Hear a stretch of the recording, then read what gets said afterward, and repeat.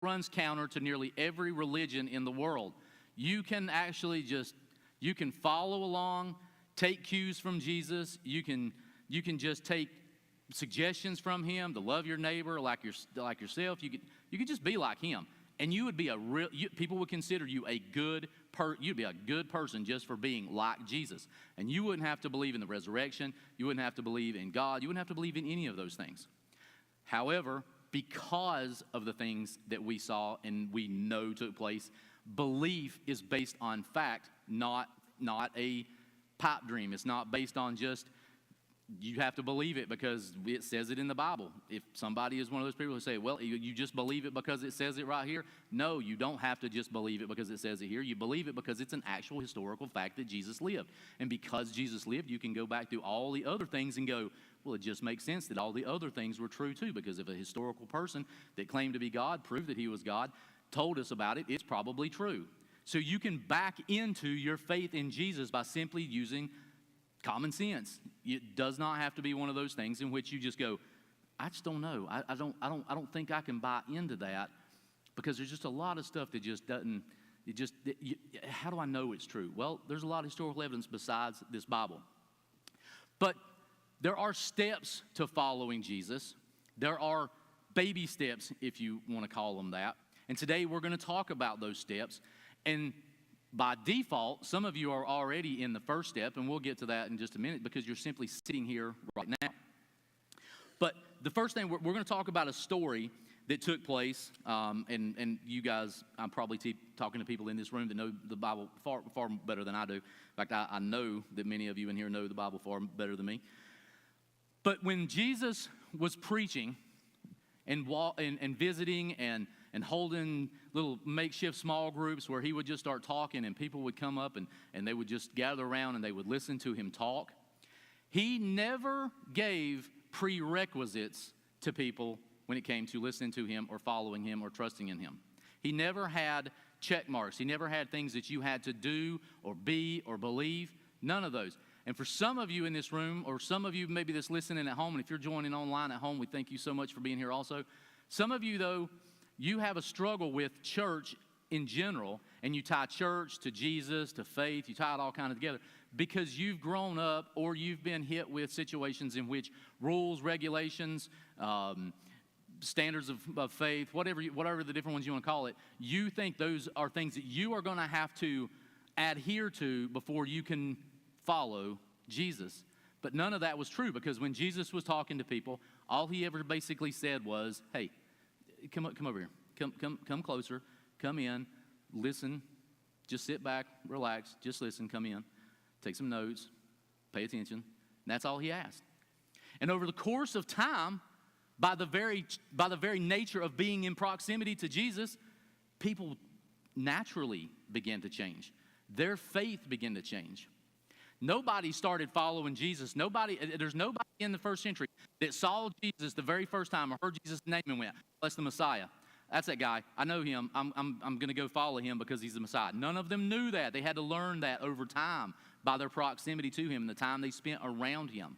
So he was attractional to these people, invitational to these people to come and just join him, not join his little group, his little band of disciples yet. Just join him for, I don't know, tea, whatever they drank, or coffee. They have some strong coffee over there. Jack Hodges used to make it for us at Christmas as a complete side note. I don't know how they drank that and stayed on with that. Anyway, it is really weird coffee, and I love coffee. So I don't know, maybe they were drinking that. I don't know. Anyway, Jesus is just like, come on, come in, come closer, hang out, get to know him. If you got questions, ask your questions. You want to know some things? Ask them. And the people that he targeted were the people that were so far away. These were normal people, these Jewish people. These were not people who in their everyday lives were super godly, church, temple going. I mean, they had their traditions for going to temple, and a lot of it's like us. We go because we grew up doing it. But most of the people around Jesus were not going, this is the guy we've been waiting for all this time. These were normal, everyday people who were just like, I like hearing what he has to say because I don't really like that priest guy. He's always kind of looking down at us, but this guy talks differently. Like he's He's kind of cool. Also, he had a tendency to feed them, and no matter what you say, if people feed you, you'll follow them. This is going to happen. So Jesus did a lot of things that just made people want to follow along with him. And this one particular story we're going to take a look at today has got all 4 steps of following Jesus crammed into two stories. It takes place in 2 different places in the Bible. There's the Matthew version and the Luke version. And first we're going to look at Matthew, but I want to set this up. If you read your Bible, if you read different accounts of many things that are listed in different books of the Bible, you'll see very distinct styles of writing between the different writers. Matthew, and I mentioned this not too long ago, the show The Chosen that you can see on TV, I'll be the first person to admit, I have never loved Christian TV shows. I've never been a fan of Christian movies, Christian TV shows, because I've always felt like they were trying way too hard to make everything just be too perfect. And life is not perfect no matter what your faith is. But The Chosen is the story of the followers of Jesus' life and his disciples, and the way they characterize them. It's a fantastic characterization of at least the way I see some of the characters. And Matthew, the tax collector, is my favorite character in the whole thing. If you've not watched it yet, you should. I think it's free. There's an app called The Chosen app. I think you can watch it. It's totally free. You should go do it. It's fantastic. Anyway, Matthew's a tax collector, and in the show, he's almost shown to be maybe he's different. We'll just say it that way. But he's a mathematical whiz, and that's why he's an accountant, why he's a tax collector. But in the writings of Matthew, you can see that he's much more abbreviated than some of the other writers in the story. We all know people. Anybody ever have a friend that you text them something and you need like it's short enough for a text, but it needs a little in-depth information, like, hey, what are you doing this evening or something, and they just send you back like one word, and you're like, I can't do anything with that one word, Or you text somebody a question and they just send back like a thumbs up or okay, or they've even shorted it down to just K, and you're like, that didn't answer my question. That's kind of the way Matthew did here. Then we also have the people on the other side that you send a question and it could be a yes or no question. That's all you need is a yes or no. But like your phone just starts ding, ding, ding, ding because you're getting a paragraph from them. You're like, whoa, I don't care about any of that stuff. I just wanted to know if I could come over. That was all, that's all you want to know. That's kind of the difference between Matthew and Luke. So this account, you'll see how different it is between the two of them. This is if you've got your Bibles or your phones and your apps, you want to follow along. This is Matthew 4. This is Matthew's account of this interaction. As Jesus was walking beside the Sea of Galilee, he saw 2 brothers, Simon called Peter and his brother Andrew. They were casting a net into the lake, for they were fishermen. Come, follow me, Jesus said, and I will send you out to fish for people. And at once they left their nets and followed him. That's like the Cliff's Notes version of that story. Because if you stop and ponder, if you don't have any other context at all, and you picked up a Bible, especially the New Testament, and you began to read these accounts from Jesus' time in traveling and his ministries and stuff, if you read that, you would probably think to yourself, what? They're in the middle of fishing, and this just stranger wanders by and goes, hey, yeah, come on, follow me. And they just quit what they're doing and walk off. But here's the thing. It actually gets a little bit worse. It gets a little bit crazier. Going on from there, he saw 2 other brothers, James, son of Zebedee, and his brother John. They were in a boat with their father preparing their nets. Jesus called them, and immediately they left the boat and their father and followed him. If you have kids, I have kids, if you are out and your lifeline depended upon you fishing, or you're a painter, or you are a whatever it is, if somebody you don't know came by and said, hey, y'all, come down. Hey, come on, come with me. Let's go for a walk. Let's go. We're leaving. And you were just like, all right, peace out, Dad. I'm gone. I'm going with this guy. I don't have any idea who he is or why. I'm out of here. Goodbye. If you're the dad or if you're the owner of the company, you'd not be happy with that. You would not be like, oh, absolutely, do your heel click because you're so happy that they're leaving. Now, maybe on hindsight, of course, they would find out that this is Jesus that's inviting them. But in the beginning, that doesn't actually sound real spiritual from them. It actually sounds kind of irresponsible.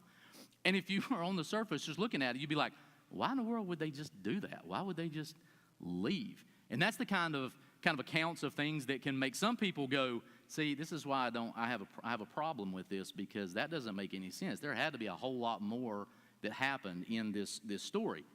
I mean, some guy just walks up, and there's not a telephone, there's no internet, there's no, it's word of mouth is the only way somebody in one town to another could know about somebody. But this is early in Jesus' stages, and this is not like there hasn't been a broadcast news about the things that Jesus has said or done. This is just word of mouth that somebody heard, like, hey, this Jesus guy, he says some interesting things. Fine, that's enough for me. I'll leave my livelihood and just go walk with him. Luke, on the other hand, decides that he's going to give a little bit more information on that story. And luckily for us, Luke is really writing his account of this to the rest of the world, not just the Jewish people who would already understand the backstory. Luke is writing this story to us, the Gentiles, the ones that were on the outside looking in, and he gives us a little bit more information about that. Luke is a little more than just like, hey, he showed up, they left, end of story, because that's basically how that little account from Matthew is. It's like they showed up, they left, end of story. This is Luke's account of the story. One day, as Jesus was standing by the lake of Gennesaret, the people were crowding around him, listening to the word of God. This is an important part. This is very, very important. Every time it comes to following Jesus, every account of following Jesus starts with hearing him, listening to him. Everybody got the opportunity to listen to what he was saying, to what he was preaching, before they were asked to take next steps. It wasn't like Simon, Peter, and Andrew and John. They were just out of the blue, did not know anything about him. They did know. Matthew's account leaves a little bit out, but they did hear from him. And it goes on to say, he saw at the water's edge 2 boats left there by the fishermen who were washing their nets. Now, if you know anything about first century fishing, they did not use rod and reels the way we do. If you want to go fishing today, you can go grab your rod and your reel, you run down to the lake, you can fish. If you're like me, you won't catch anything, no matter what you do. But these guys couldn't fish with a rod and reel. They had nets. They had big, heavy linen nets. The linen was actually used specifically because it was harder for the fish to see linen. That's an interesting fact. So these guys are over here working on their nets. They're cleaning their nets after a long night of fishing, because this is very, very important that they were fishing at night. All the fishing was done at night, because by just pure nature, if you fish in the daytime, the water heats up, fish want to go deeper, the surface of the water heats up, fish go deeper. At night, water cools down, fish come up. If you are using a net, you needed the fish to be as close to the surface as possible. So they fished at night to make that happen. So they're cleaning their nets. They're probably full of algae, other things that they didn't want to catch, bottles, cans, whatever it was. And they're working very hard to get things ready for the net so they can get cleaned up, get their nets put up, and then go home, because it's been the end of a very, very long night for sure. Because if it's an all-night event of fishing with a net, that's exhausting and tiring, and it is very hard work. If any of y'all have ever watched that show, was it like Alaskan crab catcher? They work like 96 hours straight, and then they collapse for like 10 minutes. It'd be similar to that, except not in the Bering Strait. So these guys are working on their nets. Jesus sees them, and he walks over to one of them, and he says, hey, Simon, also known as Peter, could I borrow your boat for a second? He said, this crowd's getting larger. I'd like to just use your boat, maybe push out a little ways from shore so I can make maybe people can hear me, kind of like getting up here on the stage as compared to down there. And but can I borrow your boat? You don't have to do anything. I just want to step in your boat, push me out a little bit, and I'll take it from there. We have no idea whether Peter got in the boat with him. We don't know if he just tied the boat, pushed it out, and was like, good luck, don't fall over. We don't have any idea. But while Jesus is standing in the boat and he's preaching, Simon is still listening. Simon is paying attention to what he said. He's working, he's listening, he's working, he's listening. And the important part about this is Simon is in that stage of sitting and listening to what Jesus is saying. Jesus is not going straight to him and saying, make a rash decision. He's not asking him to make any crazy moves on his faith. He's just saying, can I borrow your boat to stand in? And Simon's probably like, my boat will float. Sure, just do that. But he's going to continue to listen to him and continue to hear the things that he says, because our faith, Christianity, is based on facts. It is based on Jesus' teaching, a historical person who gave historical information that we can put our faith in and day out. It's not built entirely on blind faith. It's not built at all on blind faith. So he's at the water's edge. He's preaching to the group. And when he finishes preaching, I guess Simon pulled him back in, or Jesus maybe just pushed himself back in, who knows. He looks at Simon and he says, Simon, listen, how about this, man? I know that you've been out fishing all night long. Now you're cleaning your nets, and you've been cleaning the whole time I've been talking, so you're probably close to being done. But how about this? What if we push out, Scripture says, put out into deep water and let down the nets for a catch? Now, if you have been fishing all day long, raise your hand if you've ever been fishing, ever. Okay. Don't raise your hand if you're as bad as I am at it, because all I do is drown my bait. That's it. But if you've been all night, like if you're somebody who catfishes like all night long, and you have spent all evening, like there's people that do that like from sundown to sunup, they're out there with cat. If you haven't caught anything, and some yokel just wanders up and goes, throw it out one more time, you're not going to do it nicely. In fact, you might not do it at all. But Simon's listened to him, and he thought, okay, I've been hearing what you've been saying. I've been taking it in. But you just know that no matter what the next thing's going to be, Simon has got to be a little bit hesitant, because he's probably thinking to himself, hey, man, I don't know much about you at all, except you're a carpenter. Like, you're not a fisherman, you're a carpenter. And the best I can tell, no one's ever mentioned having your furniture that I've ever read. So I don't even know if you're good at that. But you can preach, apparently, and I'm hearing you preach. And now, after I've got all this stuff put away, now you want me to go back out there after I've spent all night not accomplishing anything. Like, all his buddies are around because there's multiple boats. His buddies are probably watching going, I'm glad he asked you, and I ain't got to say no. Simon's going, maybe we could do it tomorrow. If you meet me back here this evening, we're all going to go out. Man, you can spend the whole night with us. But like right now, the sun's coming up. This is not when it's time to go fishing. My nets are clean. Could we postpone it? Hey, man, it's nothing against you. You're great. You sound awesome, and you're probably a really good guy. But can I just not do it right now? Can we just do it later? That would be human nature, right? And for me, it would make a whole lot more sense to have heard that Simon said, yeah, we can do it, but we're going to do it at another time, maybe tonight. If you're good with tonight, if not, we'll do it Tuesday or whatever would work out. But this is what Simon said.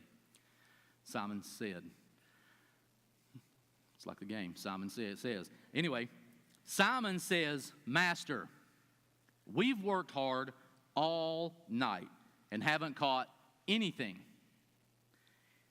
And see, again, all night, it's sun's coming up, fish are going down. Simon knows it's like, even if he really wanted it, even if he was like, oh, I absolutely would take you fishing, but it's sun up, man. This is the wrong time. Like, I need sleep. I haven't eaten. We didn't catch anything, so I got to go home and talk to my spouse, and I still don't have anything to show for it.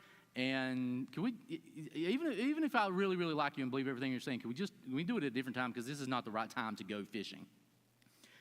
But he doesn't. He says, well, okay, because you say so. Simon said, we've worked hard all night. We haven't caught anything. But because you say so, let's do it. Maybe Peter was just like Simon. Peter was just like, what have I got to lose? What's the worst thing that can happen? I'll go back out. We're going to put it down one time. I'll get back in. I'm going to be an hour late getting home. I'll lose an hour of sleep, today, but what have I got to lose? What's the worst thing that can happen? His buddies are going to pick on him. Hey, look, you got to go back out there. We're going out. We're going back home. Yeah, good luck with that. Good luck with the guy in the sandals telling you to put your nets down in the water in the middle of daytime. Good luck with that, buddy. But he did it. And they pushed out, and they dropped their nets into the deeper waters. And because of that faith, you can go on to see that when they pulled their nets back in, when they had done so, as it says, they caught such a large number of fish that their nets began to break. So they signaled their partners in the other boat to come and help them. And they came and filled both boats so full that they began to sink. So now both boats, not just Simon's boat, both boats are now so full that they are starting to sink with so many fish. And of course, at this point, Simon's still like, oh, I just did this because I thought, I didn't expect anything like that to happen. He's feeling like they've won the lottery. They're probably high-fiving, jumping around, trying to figure out what they're going to do with all these fish, how are we going to get them to market, how are we going to clean them. All those things are going through the brain. But he's thinking, we're rich, probably don't have to fish again for like a week. This has made maybe our whole month. We can pay off all our debts, whatever it is. He's super high, excited, super jacked up about what just happened. But in that moment, in that very moment, Simon had the presence of mind, or the Holy Spirit won, to say, wait. This wasn't even about the fish. This whole thing it wasn't even about the fish. This is how Simon reacted. When Simon Peter saw all of this happening, he fell at Jesus' knees and said, "Go away from me, Lord, I am a sinner." Immediately, Simon realized that it was not about the fish. The fish was simply Jesus saying, I need you to take a step of faith, just one little step of faith. I'm just asking you to throw your net in. I didn't tell you to go catch the fish. I just said for you to put your net down. And because he did it, everything's overflowing, and suddenly Simon realizes, I am standing now in the presence of the Lord, the creator of the universe, the Messiah. This is him. And he falls to his feet and says, go away from me because I am a sinner. He doesn't beg for anything. He recognizes that he doesn't deserve to be standing there in front of Jesus. He certainly didn't deserve to have his boats overflowing. He didn't deserve to have his nets tearing from the weight of the fish. He didn't deserve all that. He was a sinner, and he didn't even want to be there in the presence of the Lord anymore. But imagine, I would just like to think at what Jesus might have been thinking in his brain. Peter, I got way bigger things than fish for you. Like, wait till you see what they build you later. Like, one day they're going to build a church nowhere near here. It's going to be called your basilica. It's probably where you're going to be buried. It's going to be the largest church in the world. You won't even know it. You're going to have so much. You're going to change so many things in the world, and you don't even know it. You have no idea what you're about to accomplish, what you're going to accomplish in your life, all because you made this one decision to put down your nets. So in that moment, the entire weight, probably not only of our faith, what would go on to be the catalyst for our church, the rock, as Peter would be called. But history in itself hung in the balance of Simon Peter saying, okay, I'm going to let down my net. Not because I believe it's going to happen, not because I think it's a good use of my time, not because, I didn't have anything else to do, but simply because I've listened, I've heard, I'm going to take a next step, I'm going to let you throw down your nets. And he proved to Simon Peter that his tiny bit of faith was going to get rewarded thousands of times over. That story, what makes that story, how it ends is they all left their nets and went away, it actually says. So they pulled their boats up on shore and left everything and followed him. That's how it kind of ends. So Luke gives much more context about how Simon Peter came to follow Jesus in the first place, and Andrew and John to get together. And there's 4 steps, as I mentioned earlier, there are 4 steps to following Jesus. And Simon Peter experienced all of them in about 30 minutes. Now, for some of us, it may take weeks, days, months, years. Some of us have never moved out of step 1. And step 1, where a lot of you are in this room or following along at home online, and that is you're in the sit and listen phase. Some of you have been there most of your life. You're in the sit and listen to what Jesus has to say. Sitting and listening to what Jesus has done. Sitting and listening to the stories from this book. Sitting and listening to what has happened. And you're still kind of there. You're still in that sit and listen mode. So if you're in that sit and listen mode, I want to invite you to step 2, which is lend him your boat. That's what I'm going to call lend him your boat.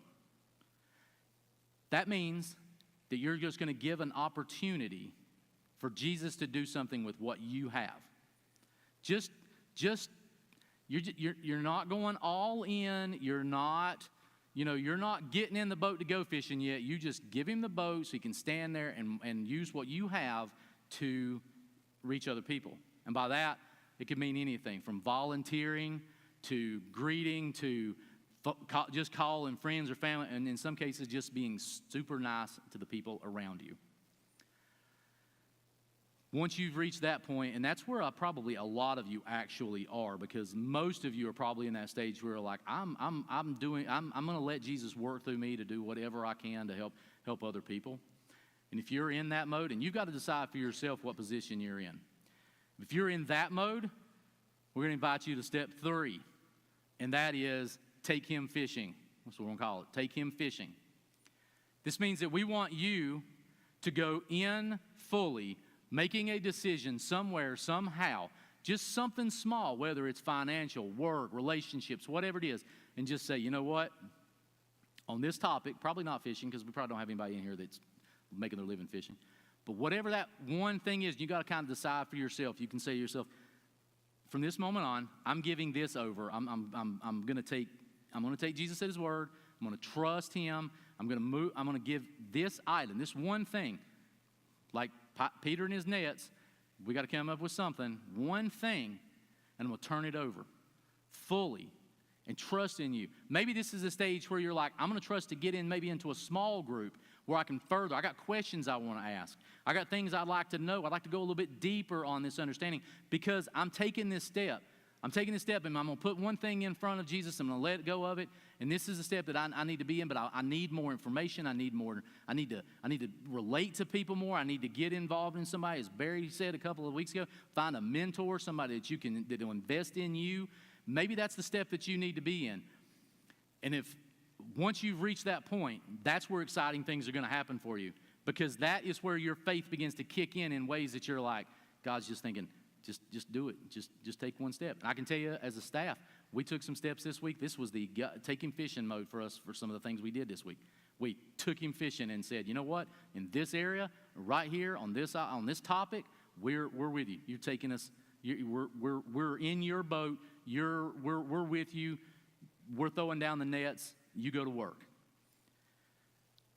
I can't say whether or not anybody in here is in the 4th stage. You have to kind of decide that for yourself. But that 4th stage is where you've gone through that point of trusting God a little bit. You've got in, you've moved into the point where now you're leaving your nets. You're burning your ships, burning your bridges, whatever. You're all in. This is it. You've reached the point where you say, I've moved on from this one topic. I've moved away from this one thing that I've been letting Jesus work in, and I'm going to put it all in. It's like all in on the table. All your chips, every one of them, they're in his world. They're in his hands. It's his fate. It's in his control, 100% and completely. When you get into that point, you are going to be way ahead of most people. You'll probably be ahead of me, because it's a hard thing to admit